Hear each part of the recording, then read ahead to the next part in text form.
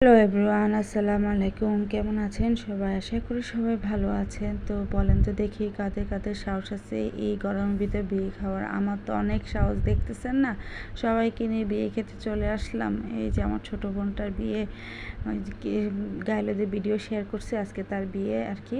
তো এই তো বর আসবে, এখন সবাই অপেক্ষা করতেছে, বর আসলে বরকে আমন্ত্রণ করবে। তো এই তো আমরা হলের ভিতরে ঢুকতেছি। হলটা হলো সিটি হল, অনেক বড় একটা হল।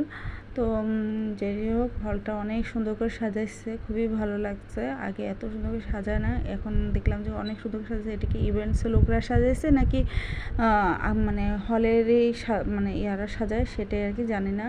তারপর খুবই ভালো লাগলো। তো দেখা গেছে তো আমার বোনটা মাশাআল্লাহ খুবই আদর লাগতেছিল, ওকে খুবই সুন্দর লাগতেছিল। দোয়া করবেন সবাই ওর জন্য। তারপরে এই তো আমার বাচ্চাটা দেখা গেছে যে তারা বসে আছে বাবার পাশে। আমার মেয়েটা খুবই অসুস্থ ছিল, তার খুব জ্বর ছিল, হলুদের দিন থেকে ওর জ্বর আর কি। তো মেডিসিন খাওয়াই আনছি বিয়ের দিন আর কি। তারপর দেখা গেছে একটু চারিদিকটা দেখছিলাম, তারপরে সবাইকে ভিডিও করতেছিলাম আর কি। যেটা যেটা প্রয়োজন মনে হচ্ছে সেগুলোই ভিডিও করতেছিলাম আর কি।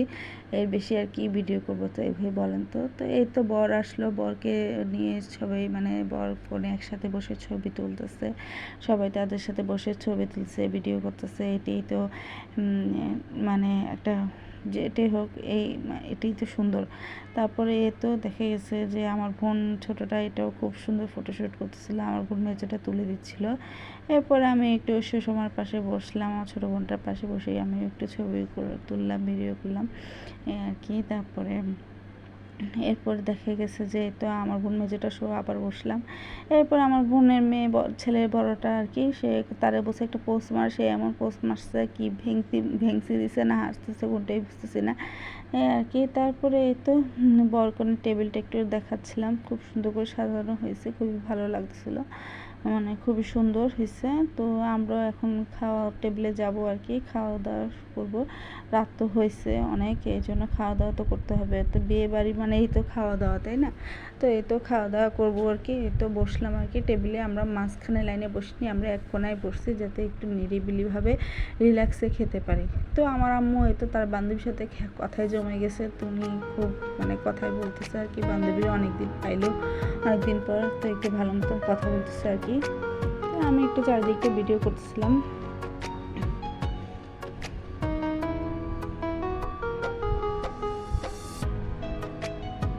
তারপরে তো খাওয়া চলে আসলো, আপনার রোস্ট বিফ, তারপর খাসি কোরমা, সবজি, চাটনি, তারপর ফিশ ফ্রাই, তারপর বোরহানি, সবার শেষে ছিল ডেজার্ট। খাওয়াগুলো খুবই মজা ছিল, তবে আমি আমার পছন্দের যে খানা সেগুলো নিলাম, সেগুলো দিয়ে খেয়ে উঠলাম এই আর কি। তো আমি একটু খাইতেছি, মানে খাওয়ার ভিডিওটা একটু নিলাম আর কি।